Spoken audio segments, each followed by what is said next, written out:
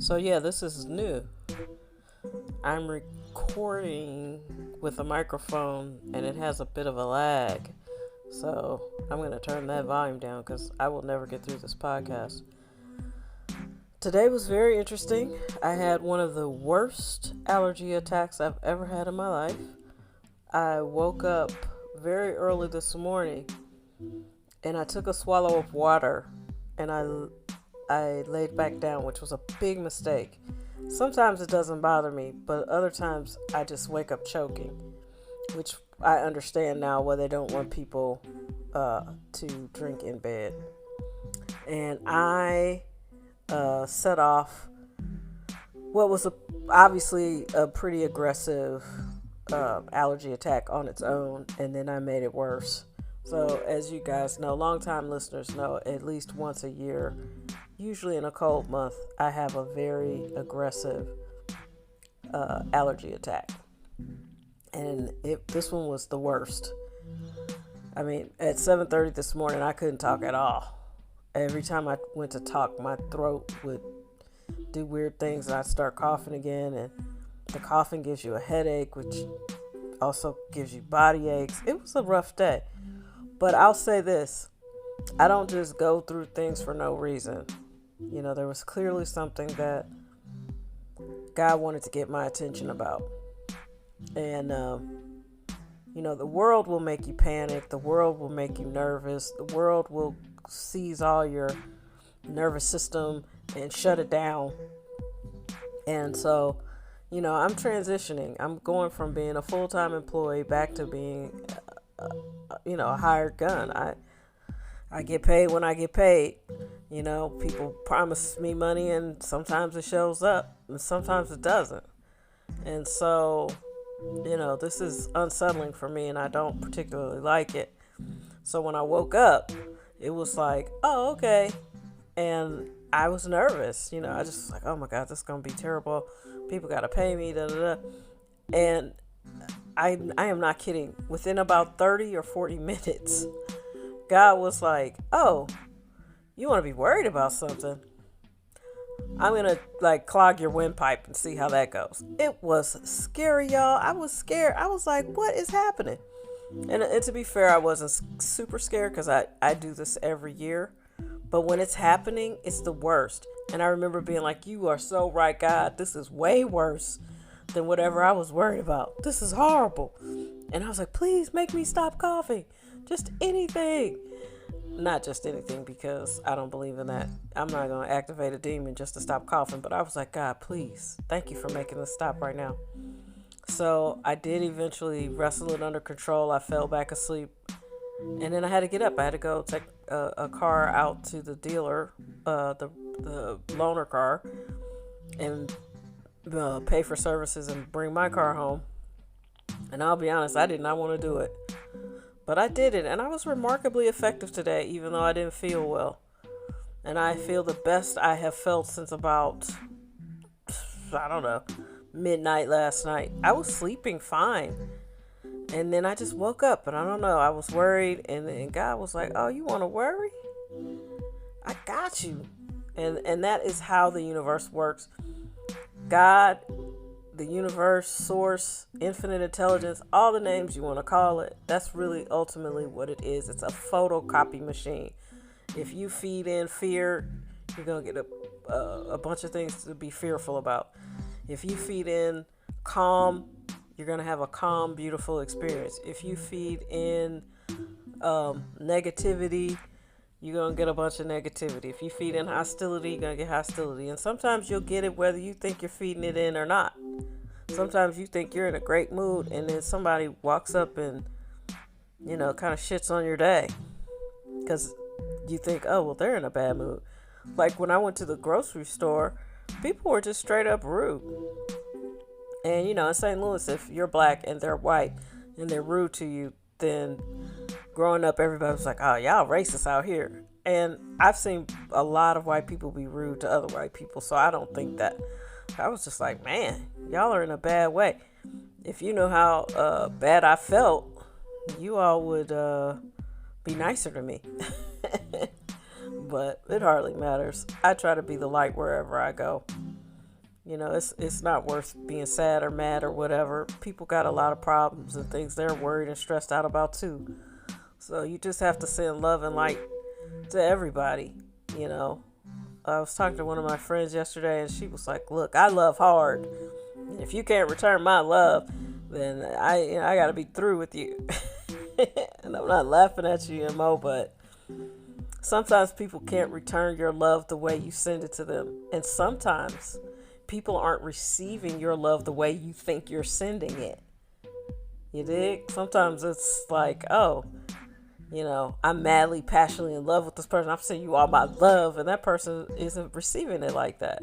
It feels like something else to them. You never know. And you never know where someone is. I'm convinced there's a person in my life that loves me a lot, but they cause me a great amount of suffering, and I don't think I can explain it to them. Because in their mind, I would think they think suffering is part of love. I just don't happen to share that opinion. So, people meet you where they are, and they do the best they can. And that's not always great. Sometimes it's actually really shitty. But, you're connected to the people you're connected to for a reason. I don't believe any of this is random. I don't think any of this is random. And I have to say, in the last year and a half, I've discovered who really champions me, who supports me, who cares about me, all the people who are really, really rooting for me to finally get to live my life and do great things. And that's such an awesome feeling. I feel so supported. And I appreciate that. And I appreciate that you guys listen to this podcast. You could be doing anything.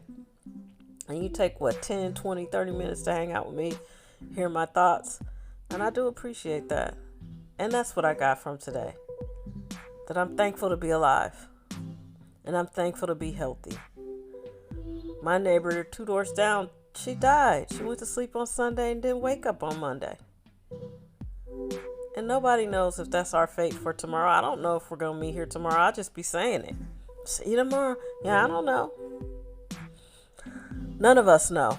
So you got to be in the moment. And you got to be present. And you got to be in love with being present with people.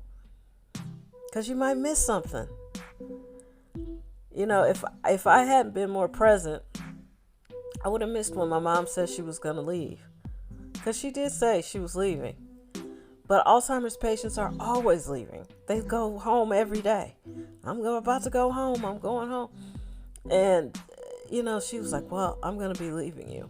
And I was like, oh, no, don't leave me. Ha, ha, ha. She was like, no, I'm going to be leaving you. And she looked at me. She goes, but I'm going to miss you, though. And I would have missed that. I actually did miss it. Because I was pouring over the conversations because the next day she was screaming in agony. Those were the last real words we shared. So don't let your life just get by you because you're too busy or you're too stressed or you're too worried. If the situation isn't changing, God is trying to change you. And maybe something has run its course. Maybe you're supposed to look at it a different way. Maybe you're supposed to do it a new way. I don't know. Only you know what the answers are for you.